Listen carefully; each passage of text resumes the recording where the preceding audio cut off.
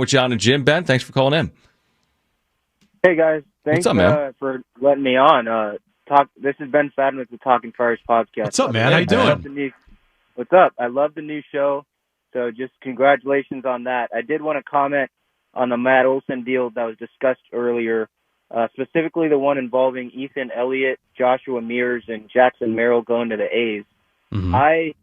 I'm against it. I'm against giving up 6 years of Robert Hassell, who's a starting outfielder in the future, 6 years of Mears, who could be an outfielder in the future for us, or a DH, 6 years of Merrill, who could end up probably playing second base, or he could be used in just a better deal. I'm just against giving up that many years of guys that it seems like are going to be big leaguers when it's only 2 years of control for Matt Olson.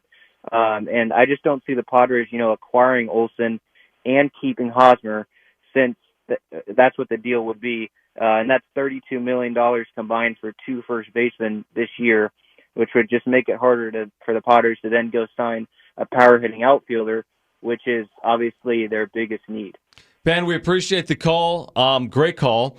And I think he makes a lot of valid points. I think there's a lot of Padres fans that would say don't make that move for Matt Olson, by the way. And I think if you do acquire Matt Olson, Jim, to his point, Eric Hosmer can't stay because Matt Olson, forget about the dollars. Matt Olson needs to play every day at first. The only way this trade is made is when Hosmer's out the door. Is if Hosmer's gone. Mm-hmm. You can't make this trade with Eric Hosmer still on the roster because who knows if you could even make a trade to get rid of Eric Hosmer and his $59 million remaining. So, yes, I do think this is a lot. I'm a little more on the side of win now.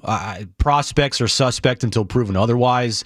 For me, I'm looking at next year rather than 3-4 years from now. I want this team to win in 2022.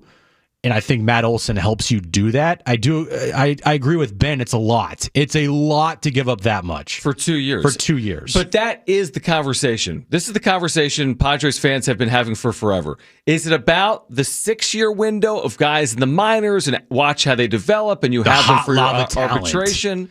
Right, you have them through their first 6 years before they're free agents. Or is it about today? And there's probably somewhere in between. If you're AJ Preller, by the way, you can't only think about today. He's tasked with thinking about the future as well. He can't put every single egg in 2022, although you could argue that if you're AJ Preller, if you're thinking about 2023, you might not be the GM here in 2023.